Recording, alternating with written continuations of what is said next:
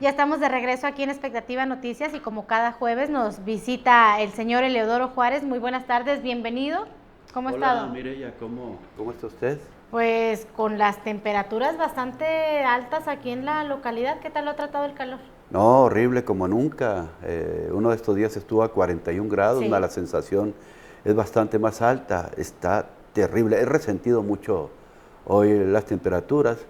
Imagínese, estuve 3 años en Cuauhtémoc, que los veranos es un clima envidiable. Pues sí lo extraño, por supuesto.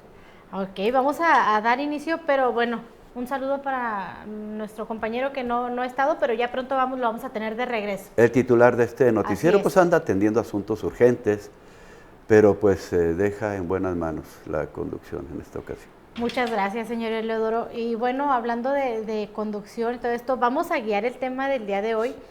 Un tema que ya lo habíamos visto con días anteriores, acerca de la reforma constitucional que ya va a llegar aquí a Ciudad Juárez. Ha sido aprobada, ha sido rechazada, ha habido muchísima polémica acerca de la ley contra la familia como la conocemos nosotros, padre, madre e hijos. Sí, es una reforma a la Constitución local. En uno de sus primeros artículos, será el tercero o el cuarto, que habla de los derechos humanos. Establece, y ya la aprobó el Congreso, que, bueno, la libre determinación y libre desarrollo de la personalidad, que implica un mundo de posibilidades para la legislación, y que todas esas posibilidades tienen que ver con la vida, tienen que ver con la familia, tienen que ver con los propios principios y leyes naturales. Entonces, no precisamente que vaya a favor de estos elementos, sino que va en contra de estos elementos. Y se ha estado discutiendo, hubo ayuntamientos que la aprobaron, vino la presión, vino la reacción, vino el análisis de la reforma, y pues muchos ayuntamientos están revocando ese acuerdo que la aprobaba, porque no la analizaron, no digo a profundidad, ni siquiera por encima.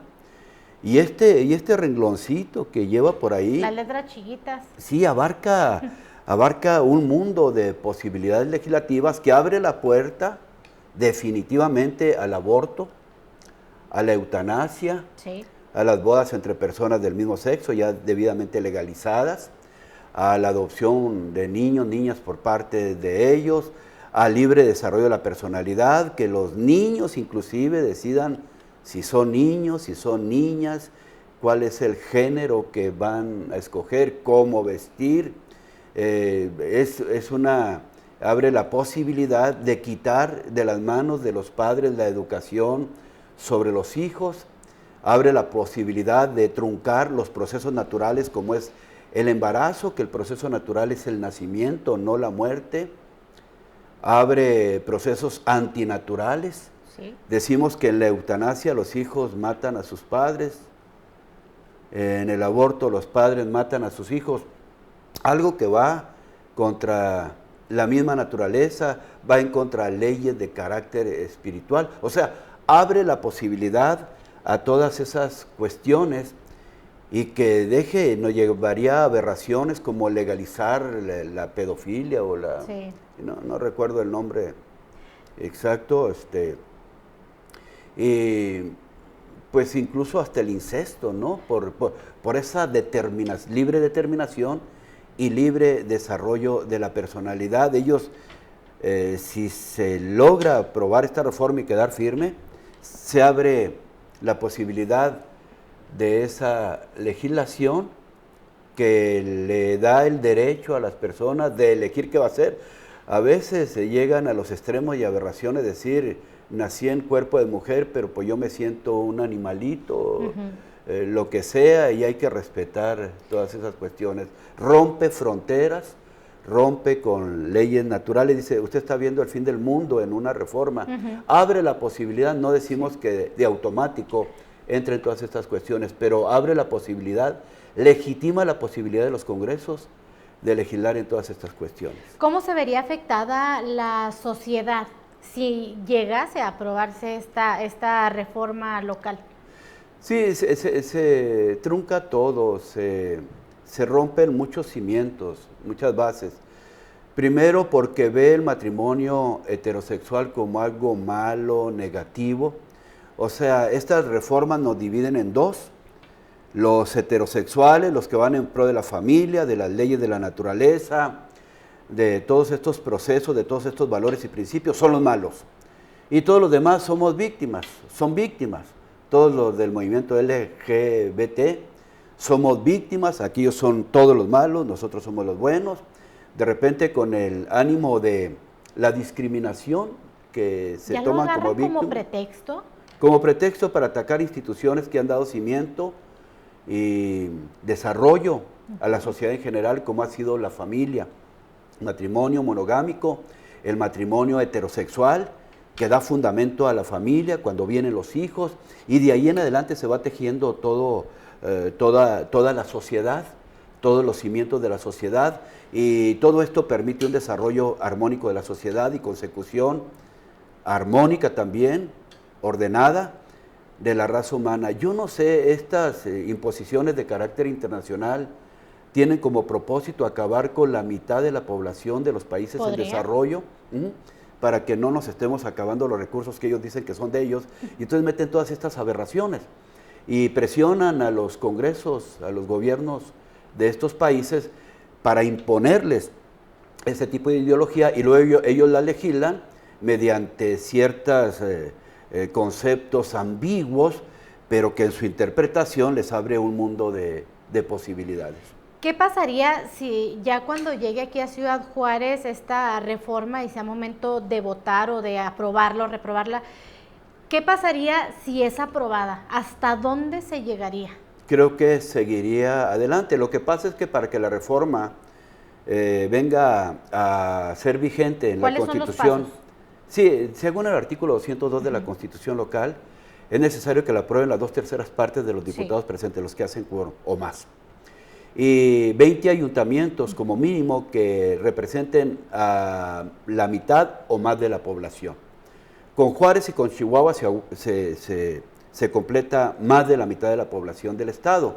Y ya 18 ayuntamientos más de esos pequeños de la sierra, pues que si en Chihuahua cuando la aprobaron no la analizaron, que entendemos que es gente muy capaz, los regidores, se supone, sí. Imagínense en los pueblos pequeños, en los municipios pequeños, simplemente de un plumazo la aprueban. Afortunadamente, Chihuahua dio marcha atrás, revocó el acuerdo que la aprobaba. Delicias también dio marcha atrás, parece que Parral no, pero está haciendo alguna otra nueva propuesta. En Juárez se presenta aquí el lunes. Creo que hay consenso por parte de los regidores al ver la reacción de la población, de las asociaciones pro familia, de las asociaciones religiosas inclusive, o gente de fe, y parece que el consenso es no aprobarla. Ojalá, porque finalmente una reforma a la Constitución local iría en contra del artículo 4 constitucional. El artículo 4 constitucional dice que la ley protegerá la organización y desarrollo de la familia. En el primer párrafo dice de esta manera: el hombre y la mujer son iguales ante la ley. Esta protegerá la organización y desarrollo de la familia. Esta reforma, de aprobarse, va en contra de la organización y desarrollo de la familia, pero ya de una forma frontal, brutal, directa. Siempre las leyes que se han creado aquí, ya tenemos algunas décadas, periféricamente atacan a esta institución de la familia, ciertas disposiciones que indirectamente están pugnando por la destrucción de la familia tradicional como la conocemos. Familia tradicionalmente sana, moralmente sana, espiritualmente sana y naturalmente sana. Hay muchas disposiciones, tanto en las leyes penales como en las leyes civiles, que han ido en contra de la integridad de la familia, pero esta atacaría de una manera directa y frontal una institución que ha sido la más útil que pueda tener una sociedad, porque nació espiritualmente, luego esta institución del matrimonio y la familia fue adoptada para regularse a través de las constituciones y a través de las leyes. Y finalmente, pues nosotros estamos aquí porque ha prevalecido la familia, donde las relaciones se dan basadas a veces no tanto en leyes, sino en el amor natural. ¿En cuánto tiempo sabremos ya si esta reforma constitucional local fue aceptada? Yo creo que el lunes que la vote aquí el Ayuntamiento de Juárez, si vota en contra de esa reforma, definitivamente tienen que desecharla y no volver a presentarla, excepto que hagan algunas modificaciones. Que a lo mejor y no se hace. No se hacen porque el fondo de esta reforma era esto, era una trampita de los que están en favor de la ideología de género, del aborto, de todas esas cuestiones que van en contra de la misma naturaleza de las cosas. Era una trampita puesta ahí. Amañada totalmente. Qué bueno que se dieron cuenta, qué bueno que hubo reacción y que no se dé, porque la inmensa mayoría de los chihuahuenses mexicanos no estamos de acuerdo con eso. Amamos la familia, amamos la vida, respetamos a los ancianos, respetamos las instituciones, sobre todo aquellas que nos han dado desarrollo. Así es. Vamos a estar al pendiente para ver cuál va a ser esta votación final, si va a estar a favor o en contra. Y hay otro tema que también está llamando mucho la atención. Vamos a cambiar un poquito de tema. Bien. Y es acerca de una inversión que se va a hacer del Estado para aquí, para nuestra localidad. ¿De qué se trata? Sí, sabemos, se ha anunciado muchísimo la inversión que pretende hacer para infraestructura el gobierno del Estado en lo que resta de su administración de 4,000 millones de pesos. Bastante. Es casi todo el presupuesto de un año del municipio de Juárez. Una inversión que viene a suplir pues aquella que no se ha hecho en los primeros años de gobierno del gobierno actual, del gobierno estatal, porque pues se dejó mucha deuda, se dejó un gran déficit financiero, se dejaron un montón de obras, no un montón, pero obras inconclusas, se dejaron muchísimos problemas, había que equilibrar las finanzas, había que equilibrar el presupuesto, había que sanear esas finanzas, había que disciplinar el presupuesto, empezar a ordenar la deuda y demás. Y parece que en base a eso está dando frutos para el gobierno del Estado y ya ha apartado para lo que resta de la administración, según la proyección que tienen, de 4,000 millones de pesos y sobre todo para aplicarlas en un plan de movilidad urbana, pero un plan de movilidad urbana sin deuda. A ver, de esta inversión de 4,000 millones de pesos, ¿va algo para alumbrado público? ¿Para lo que se pretende hacer? Ojalá. Miren. ¿Sería bueno, no sería bueno? ¿Está a favor o en contra? Le voy a decir algo. Nosotros hemos hecho la propuesta aquí, desde aquí, ojalá y nos escuchen, que de esos 4,000 millones de pesos aparten un 10%, no para obra pública, sino para equipamiento. ¿Qué tipo de equipamiento? En luminarias. Y con eso se resolvería el problema del alumbrado público aquí en Juárez y se evitaría el comprometer recursos que pertenecen a próximas administraciones que ya de por sí son muy poquitos. Yo creo que nosotros le aplaudiríamos al señor gobernador y al señor presidente municipal que se pusieran de acuerdo en que el gobierno del Estado, de esos 4,000 millones, destinar ese 10% nada más, el diezmo, vamos a decir, el diezmo, para comprar luminarias, ponerlas incluso cableado, incluso nuevas bases y postes, se resuelve el problema del alumbrado público aquí en Juárez, sin necesidad de comprometer recursos, sin necesidad de endeudamiento y sin necesidad de entregar este proyecto a una empresa privada que haría el negocio de su vida con recursos futuros que ya no tiene el municipio. Ojalá y tengan esa visión y nos puedan resolver ese problema, porque por otro lado, qué bueno que van a invertir en movilidad urbana, sobre todo en pasos a desnivel o en pasos elevados, que tanta falta hacen en la periferia o en el anillo periférico que incluye el Camino Real que necesita... el Camino Real está como que un poquito mal hecho, ¿no? Sí, yo creo que estuvo mal planeado porque necesita ramales, por así decirlo, conexiones, pero está en una pendiente muy fuerte. Pero de todas maneras, tarde o temprano se tiene que hacer. El Boulevard Independencia necesita pasos elevados, el Cuatro Siglos necesita pasos elevados. Yo creo que ese recurso se va a aplicar bien. Ya empezaron a aplicar los primeros 36 millones de pesos porque Juárez, la verdad, estaba un tanto, lo veíamos así, un tanto abandonado por el gobierno del Estado. Ya no se diga del gobierno federal. Sin embargo, pues yo he visto que en otras partes sí se han aplicado mucho. Por ejemplo, en el occidente, en el noroeste, han aplicado muchos recursos el gobierno del Estado para caminos, para recarpeteos, para carreteras, para rehabilitar, para infraestructura. Por ejemplo, en la ciudad de Cuauhtémoc han aplicado, en lo que va el gobierno del Estado, más de 300 millones de pesos. ¿Qué hubiera dado yo con que la mitad lo hubiera aplicado el gobierno que me tocó a mí, el gobierno estatal, cuando yo fui presidente municipal? Bien por eso, y que el presidente municipal se ponga las pilas y diga, bueno, si el gobierno del Estado va a aplicar 4,000 millones de pesos aquí para infraestructura, pues cuando menos él pudiera aplicar fácilmente, pienso yo, un 20% de su presupuesto para obra pública, hablaríamos de unos 2,000 millones de pesos como mínimo. Con 6,000 millones de pesos se le da un avance muy grande y se abate mucho rezago en infraestructura aquí en esta ciudad. Ojalá y así sea. Yo sí creo que esto vaya a suceder, pero ya viéndolo.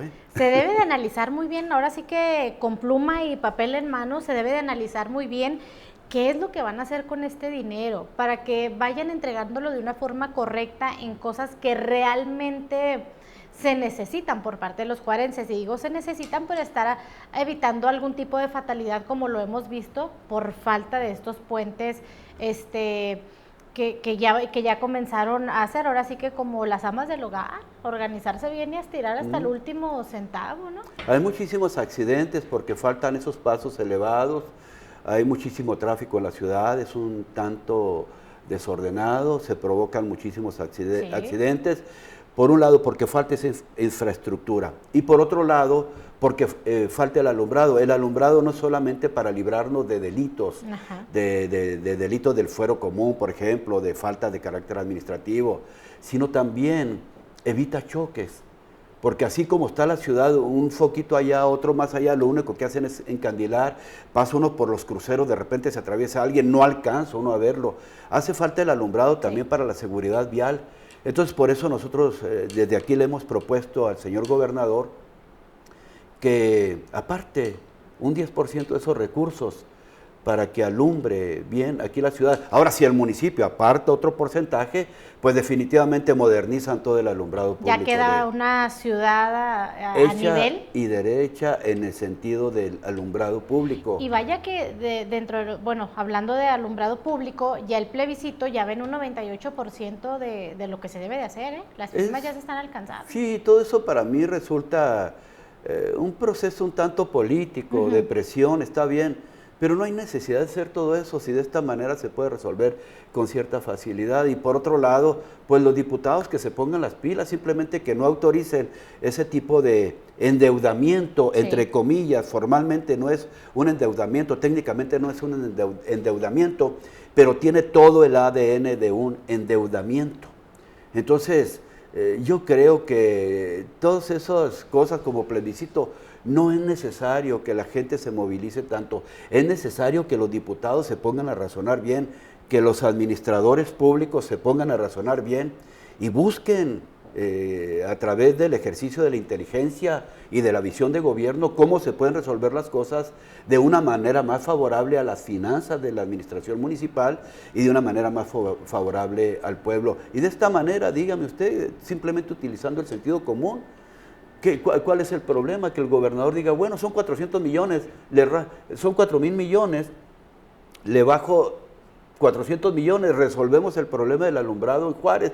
¿Qué necesidad hay de plebiscitos? ¿Qué necesidad hay de que intervenga el Congreso? No va a dejar un solo 5 de deuda. Oiga, que nos ayude con la infraestructura urbana, sobre todo de pasos a desnivel, que nos ayude con el alumbrado público. Ya bueno, pues hasta la fama de, no sé, dicen... La gente se lo va a reconocer, pues. Sí, tiene que dejar una buena postura, ¿no? Y ahorita se le reconoce toda esta inversión que se va a hacer aquí en nuestra localidad. Entonces, vamos a ver cómo es que se va dando este gasto de esta inversión para ver si se hace de una forma correcta y de una forma derecha, como Pienso que decimos sí, porque coloquialmente. todo eso tiene que licitarse y en las licitaciones se busca calidad y se busca precio, hay un proyecto ejecutivo, entonces las licitaciones son buenas para traer calidad, precio, en base al proyecto ejecutivo que se realiza. Muy bien. Y por último, hay otro tema que en lo personal me gustaría que tratáramos un poquito para estarlo hablando posteriormente, acerca de cómo le llaman, ¿no? Estas locuras que se le dan al presidente de la República, Andrés Manuel López Obrador, que firmó, y lo hizo ante los medios, con un notario público, firmó él que no se va a reelegir.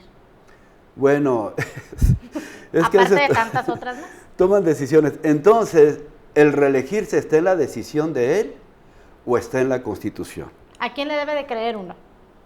¿A quién debe de obedecer uno la Constitución? El artículo 83 constitucional dice que un presidente de la República, aunque haya estado el tiempo que hubiera estado interino, provisional, sustituto, constitucional, de ninguna manera y por ningún motivo podrá volver a ocupar ese puesto. ¿Para qué anda firmando cosas que ya la Constitución le dice, pues si no vas a poder? Haga de cuenta que viene firmando, les prometo no morirme de aquí a 100 años. ¿Y se va a cumplir o no se va a cumplir? Pues no está en su voluntad cumplirse o no. Sí. Igual reelegirse o no. Pues la Constitución ya nos lo dice, esa tradición la traemos desde hace décadas. ¿No traerá otros pensamientos él?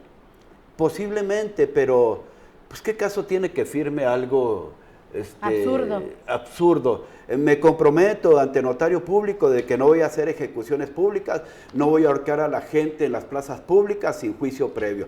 Pues claro, hombre, ¿verdad? Será nada más por llamar la atención, porque pues muchos, o sea, los mexicanos sabemos que de hecho no se puede reelegir, entonces, ¿por qué hacerlo? ¿De dónde vienen todos esos pensamientos?